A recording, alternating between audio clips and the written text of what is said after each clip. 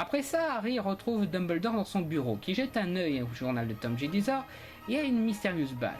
Après une sympathique discussion où Dumbledore évoque la possibilité qu'Harry sorte avec Ginny, il passe au vif du sujet. Dumbledore lui montre une collection de flacons contenant des souvenirs concernant Voldemort, avant qu'il ne devienne le Seigneur des Ténèbres. Il lui en montre une de sa première rencontre avec Jedusor. Et oui, une autre correction de design avec la pensive, qui a une image moins précise et moins colorée que celle de la coupe de feu, et qui a cet effet d'encre se propageant dans l'eau qui apporte un très joli style. De plus, Harry n'entre pas dans le souvenir, il est à part, avec pour point de vue la caméra. Dans le souvenir, on voit Dumbledore en civil, allant à un orphelinat pour rencontrer Jedusor enfant, avec dans sa chambre un livre gribouillé et une collection de 7 pierres, ainsi qu'une photo de falaise près de la mer. Tom pense que Dumbledore est un docteur, mais il explique qu'il est professeur d'une école de magie. Alors Tom parle de ce qu'il sait faire. Je peux déplacer des objets sans les toucher. Les animaux font ce que je veux sans que je les ai dressés. Je peux attirer des ennuis aux gens qui sont méchants avec moi. Leur faire du mal, si j'en ai envie. Je sais aussi parler aux serpents. Ils viennent me voir. Ils me murmurent des choses. Vous trouvez ça normal pour quelqu'un comme moi ?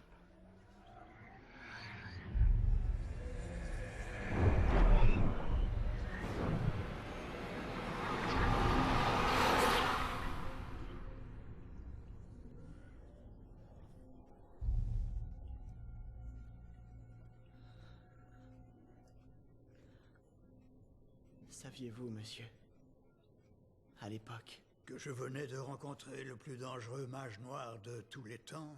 Non. Dumbledore fait comprendre à Harry que Tom était très proche du professeur Slughorn, et qu'il l'a fait venir pour qu'il lui donne quelque chose d'important que Slughorn garde pour lui. Drago, pendant ce temps, va dans la salle sur demande, qui est devenue un véritable entrepôt. Drago y retrouve une armoire similaire à celle de la boutique. Le lendemain, c'est le jour d'entraînement de Quidditch. Harry étant l'entraîneur et Ron et Ginny ayant rejoint l'équipe. Ron va essayer d'être gardien, mais Cormac espère de même. Donc ils vont devoir faire des éliminatoires. Un gros balèze comme toi, tu es plus taillé pour être batteur, non? Un gardien doit être rapide, agile. Ah, j'ai de bonnes chances. Dis, est-ce que tu me présenterais ton ami Granger? J'aimerais bien qu'on se tutoie, elle et moi, tu vois ce que je veux dire?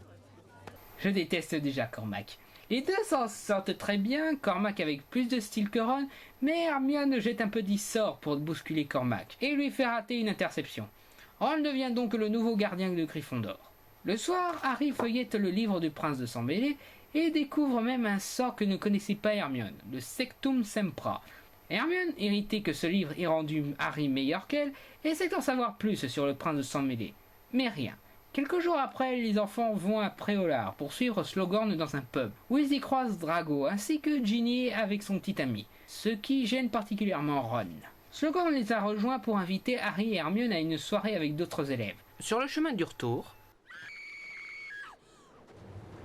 Je l'avais prévenu. Je lui avais dit de pas y toucher.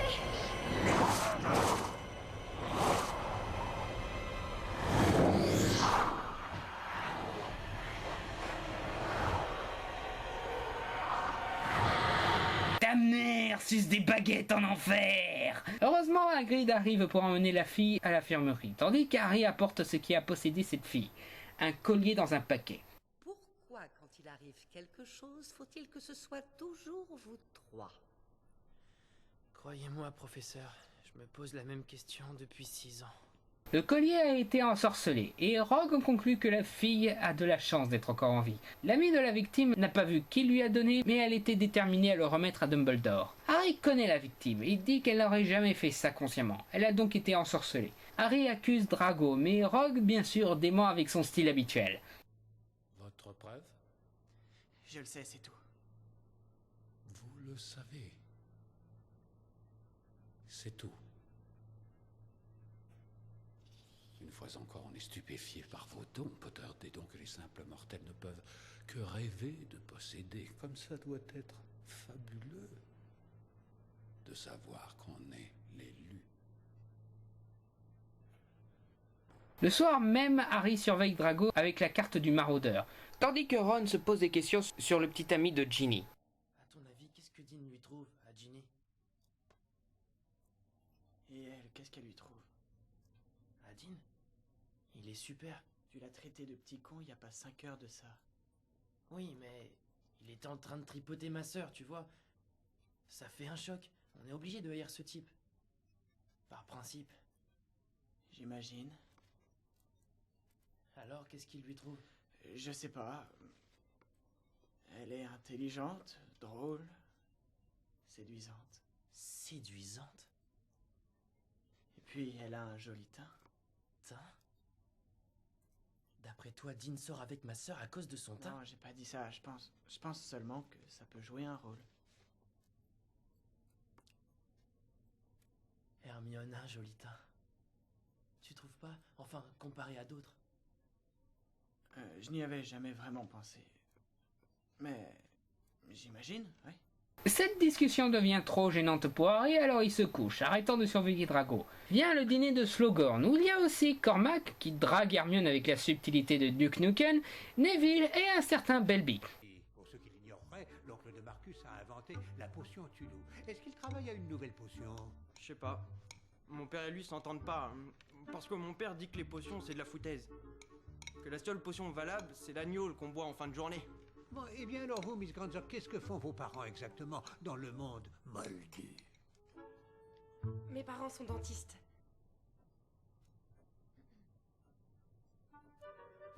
Ils soignent les dents des gens. Oh, fascinant! Est-ce considéré comme une profession dangereuse? Non. Quoique, un garçon, Robbie Fenwick, a mordu mon père un jour. Il a eu 10 points de suture. Arrive Ginny, qui semble s'être disputée avec son petit ami. Harry se fait bien remarquer à son arrivée, en se levant poliment pour accueillir Ginny. Après le dîner, Harry reste pour parler avec Slughorn à propos de Voldemort. Mais il évite de s'éterniser sur le sujet, disant juste que Jedizor cachait bien son jeu et restait tranquille à cette époque. Le lendemain, c'est le jour du match de Quidditch. Le premier de Ron, qui est des plus tendus. Surtout qu'il est gardien, quoi. Le poste qui a tué Dubois, apparemment. Ron est quand même soutenu. Surtout par la vente, qui est devenue une vraie groupie pour Ron. Ron, trop tendu, dit à Harry qu'il veut quitter l'équipe, mais Harry le calme en lui proposant de boire un verre de... C'est quoi ce costume? Oh, putain, non, sérieux. Luna, qu'est-ce que tu portes? Oh la vache, elle me fera toujours déconner celle-là. Mais enfin, le roi lion demande ce qu'Harry a mis dans le verre de Ron. Et Harry remet sa fiole de chance liquide dans sa poche. En comprenant ça, Ron n'en fait qu'une gorgée, ce qui énerve Hermione, car c'est contraire au règlement qui risque de se faire virer. Ron est à nouveau d'attaque, et disons que ce n'est plus Ron qui est au but, mais un véritable mur.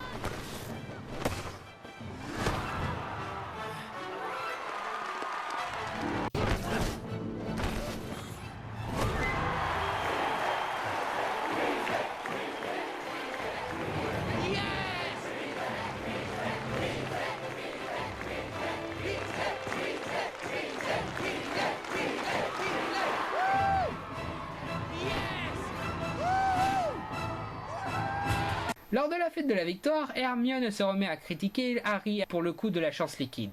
Mais Harry rétorque que 1. Elle a bien jeté un sort pour déstabiliser Cormac aux entraînements, et que 2. Il n'a pas mis de chance liquide. Il a fait croire à Ron pour qu'il ait assez de confiance en soi pour faire ce qu'il a fait. À un moment, Lavande finit par sauter sur Ron et l'embrasser. Et oui, Ron aussi est devenu un tombeur. Tout le monde se réjouit pour lui, excepté Hermione qui va pleurer dans un coin, pour les raisons que vous imaginez. Qu'est-ce que ça te fait, Harry? Quand tu vois Dean avec Ginny.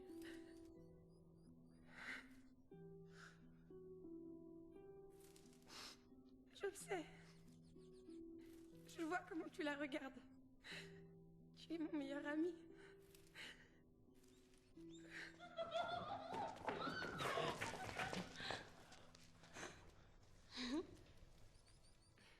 Oups!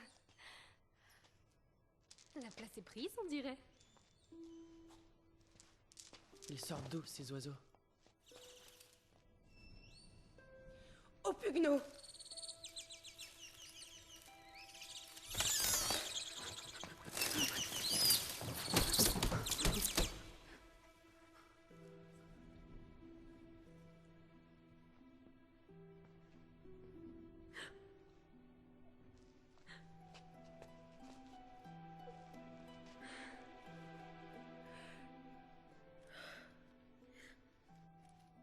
Le lendemain, Harry passe du temps avec Ron qui parle de sa relation avec Lavande, qu'il décrit comme étant surtout physique, pour ensuite rejoindre Hermione pour parler du même sujet.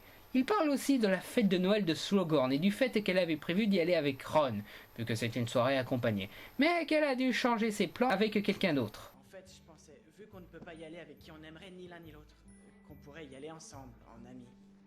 Pourquoi j'y ai pas pensé? Avec qui tu y vas? Eh bien, c'est une surprise. Et c'est de toi qu'il faut que tu t'occupes. Tu peux pas y aller avec n'importe qui. Tu vois la fille là-bas? C'est Romilda Vane. Elle cherche à te faire boire un filtre d'amour. Tu es sûr? Hé! Elle s'intéresse à toi uniquement parce qu'elle pense que tu es l'élu. Mais je suis l'élu. Bon, excuse-moi. Je rigolais. J'inviterai quelqu'un que j'aime bien. Une fille cool. Excusez-moi, mais à chaque fois que je la vois, je ne peux pas m'empêcher de rire. Qu'est-ce qu'elle porte de toute façon? Pendant ce temps, Drago retourne près de l'armoire et fait un test avec une pomme. Il jette un sort pour faire disparaître et réapparaître la pomme, sauf que quand elle réapparaît, la pomme est croquée. Durant la fête, on croise une vieille connaissance. Un verre? Neville. Je fais pas partie du club, mais il y a pire. Belby fait le larbin dans les toilettes. Oh non merci, ça va mon vieux. Très bien. Ouais, passer du meilleur combattant de l'armée de Dumbledore à serveur, pas tip top comme reconversion. Harry aperçoit Hermione qui se cache parce que son compagnon, à savoir Cormac, choisi pour rendre jaloux Ron, a essayé de la bécoter. Du tartare de dragon? Non, ça va, je vous remercie. Vous faites bien. Ça donne une haleine épouvantable. Oh, tout compte fait. Si ça peut repousser Cormac... Oh non, le voilà! Je crois qu'elle est allée se refaire une beauté. C'est une véritable anguille, ta copine. Elle a la langue bien pendue aussi. Bla bla bla. C'est quoi ce que je mange en fait? Les boules du dragon.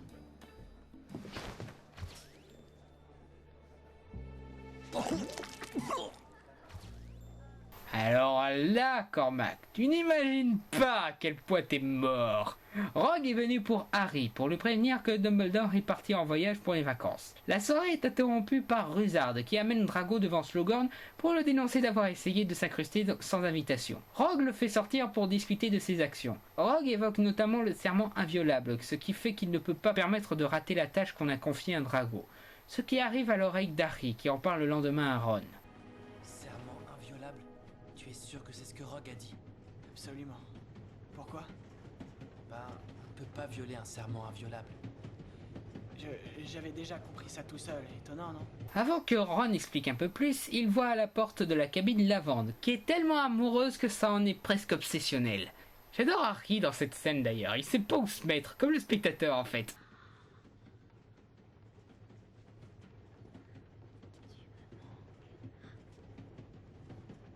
Charmant. Après un passage d'Hermione pour voir la catastrophe que c'est, Ron explique que quand on viole un serment inviolable, on meurt. Un nouveau soir de Noël chez les Weasley, mais aussi avec Lupin et Tonks qui sont ensemble maintenant. Tonks a pas mal de changé depuis l'Ordre du Phénix, mais on l'a bien vu changer de couleur de cheveux et se changer en canard, donc je suppose que c'est normal pour elle. Harry discute avec eux à propos de Rogue et Drago. Harry explique que Rogue serait de mèche avec Drago, mais Lupin suppose qu'il mène un jeu avec Drago pour savoir ce qu'il mijote, parce que si Dumbledore a confiance en lui, lui aussi. Lupin refuse de continuer à soupçonner des alliés et laisse Harry seul avec Ginny. Ils ont un petit moment mignon tous les deux, gâché par le manque de tact de Ron. Après ça, Harry va discuter avec Arthur pour en savoir plus sur l'armoire dans la boutique.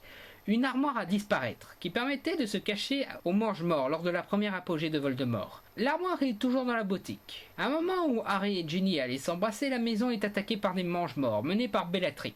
Harry fonce pour s'occuper d'elle et Ginny va le suivre. Bellatrix les attire au plus profond du champ de blé, pour qu'au final ils se fassent attaquer par les mange-morts qui les encerclent. Lupin, Tonks et Arthur arrivent pour les aider. Face à eux, les mange-morts retournent à la maison pour la détruire. Heureusement, le reste des Weasley sont sortis, mais assistent impuissants à la destruction de leur foyer. De retour à Poudlard, Hermione passe à savoir à Harry qui a pris de trop gros risques, surtout au vu de qui il est. Il tombe sur Ron, qui a apparemment perdu ses couilles à cause de Lavande, qui est tellement cinglée qu'elle confond petit ami et chat de compagnie. Excuse-moi, il faut que j'aille vomir. Je te rejoins.